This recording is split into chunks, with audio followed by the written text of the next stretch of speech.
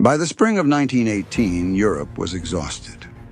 For nearly 4 years, the great powers had bled themselves into a stalemate, their armies entombed in trenches stretching from the North Sea to Switzerland.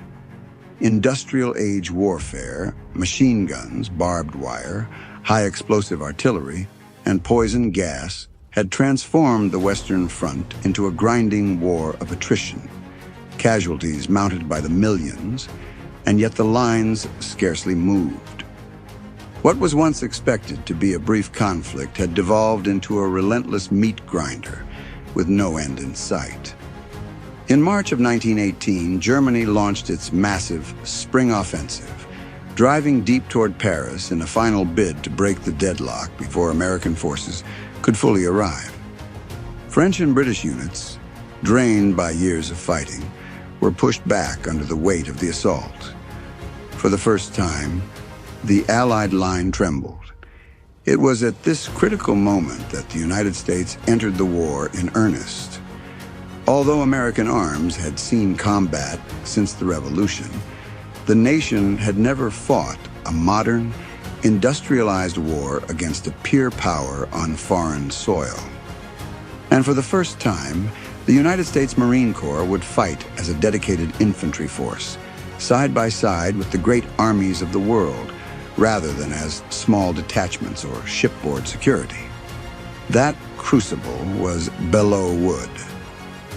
What happened there in June of 1918 did more than halt the German advance toward Paris. Belleau Wood became a defining moment in Marine Corps history, a place where courage under fire, ferocious determination, and staggering sacrifice forged a reputation that endures to this day. It is where ordinary Marines became legends, and where the name Devil Dog seared itself permanently into the identity of the Corps. Near Belleau Wood, tucked quietly inside the nearby village, stands a small bronze fountain. It is not a monument. It is not marked by grandeur. It sits behind a private gate, easy to miss, known only to those who are meant to find it. The Devil Dog Fountain. Knowledge of the fountain is passed quietly. A caretaker at the Chateau Thierry American Cemetery holds a weathered skeleton key, not as a relic, but as a responsibility. The fountain rests behind a private residence, protected not by guards or signs, but by trust and respect. Finding the correct gate becomes its own kind of pilgrimage. Wrong turns are common. The village is quiet. The gates are many. And then finally, the right one. Inside the courtyard stands the fountain itself, a small bronze dog's head, with water flowing from its mouth, fed by a spring that has nourished the land for centuries. It is not ornate. It does not command attention. Yet the air around it is heavy with memory. Over time, Marines began to visit the fountain. They drank from its waters. They took photographs. They shared stories. What began as a quiet discovery evolved into a rite of passage.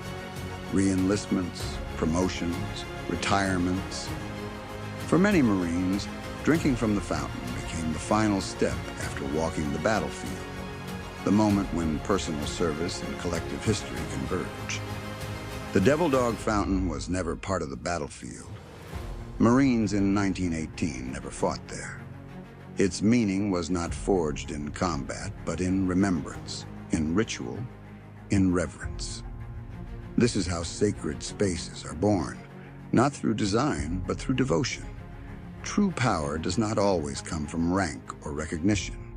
It comes from continuity, from belonging to a story that began long before any one individual and will continue long after. Outside the gates of Paris Island, where tens of thousands of new Marines begin their own journey each year, a new gathering place is taking shape. Belleau Wood Tavern is being built as a place for connection, remembrance, and shared purpose. A place where Marines, veterans, families, and freedom-loving Americans can gather to honor the past and carry it forward. At the entrance to the tavern's courtyard will stand an exact replica of the Devil Dog Fountain, faithfully recreated to honor the original in Belleau, France. This is not an interpretation. It is not symbolic. It is preservation. The replica is being created through a meticulous process, capturing every contour, imperfection, and detail of the original fountain. Molds are carefully formed. Concrete is poured, reinforced, cured, and shaped by hand.